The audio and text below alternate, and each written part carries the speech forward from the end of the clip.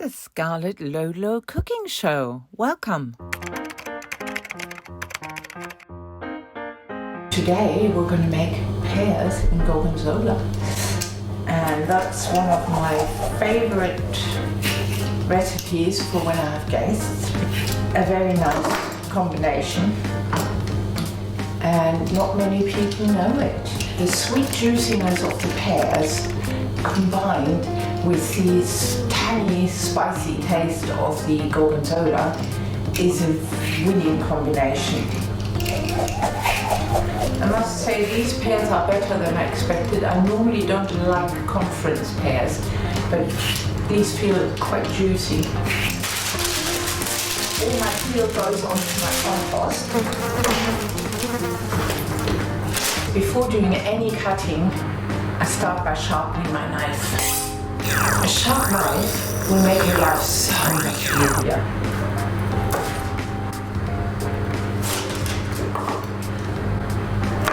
I trim the ends of the pears, cut them in half. I then take out the pips.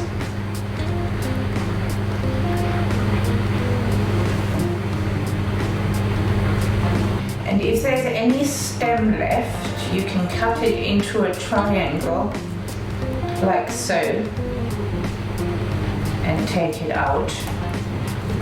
Usually you can visually identify the stem very easily. It's lines down the middle.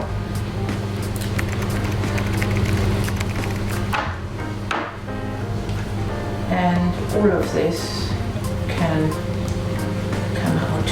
We're making pears in Gorgonzola. I like to boil carrots with a knob of butter.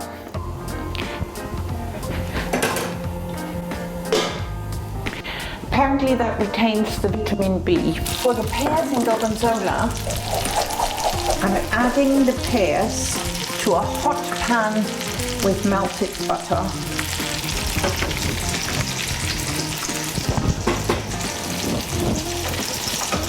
The leeks have boiled enough and the carrots are nearly there.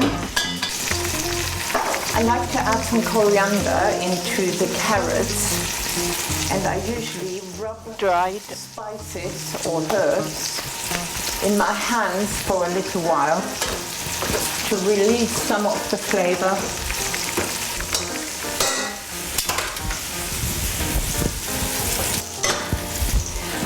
Nutmeg is much tastier when it's freshly ground.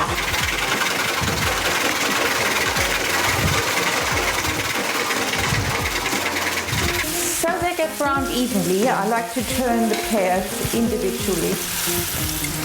I then add some cinnamon and sugar.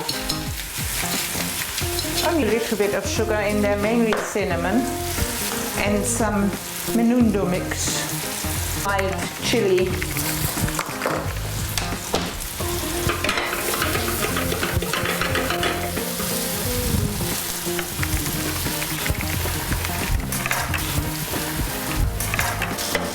I am filling the pears into a Pyrex dish.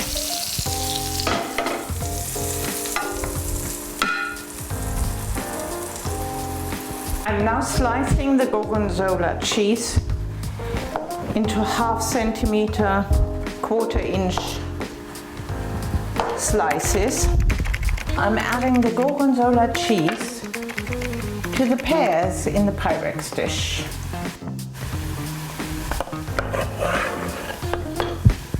Now for the tamale. Right, I have not washed the pan after I've fried the pears, and I've now added a little more butter into it, toasting cashew nuts, sunflower seeds and pumpkin seeds. And once those are a little browned and warmed, I will add some sesame seeds. So there's a remaining sweetness and cinnamon in the butter in the pan. When you're toasting nuts, you have to move them continuously.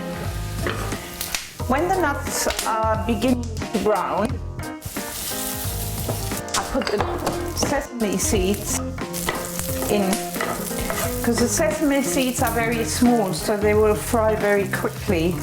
So if you add them later, they're less likely to burn. After adding the sesame seeds, I turn off the heat, because the pan I'm using will retain heat for quite some time.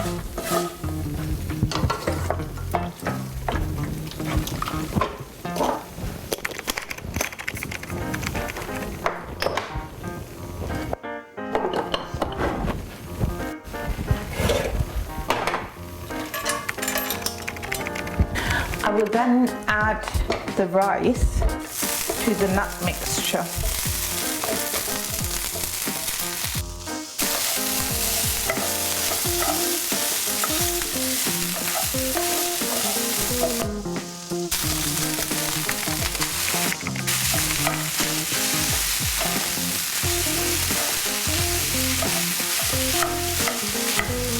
The salad, I will also warm some pine kernels with a little bit of butter. This is unsalted butter. I always use unsalted butter, but if you do buy salted butter, remember that will always add salt into your food, as do so many other things. Bread has got salt, anything in a tin may well have salt, so it's worth checking ingredients. Even though I don't add any salt, that does not mean that your diet will be salt-free. The pine kernels are now nicely browned, and I'm going to add the pine kernels to my salad before giving it a good mix through. That's it. So, for today's dinner, we have leek with a little nutmeg and cream,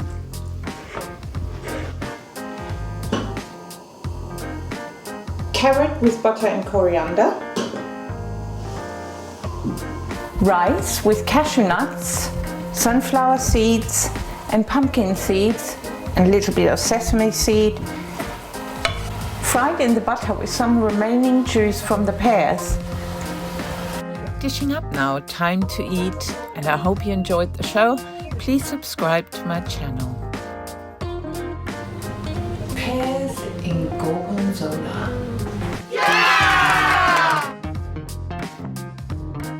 Give it a go with Lolo.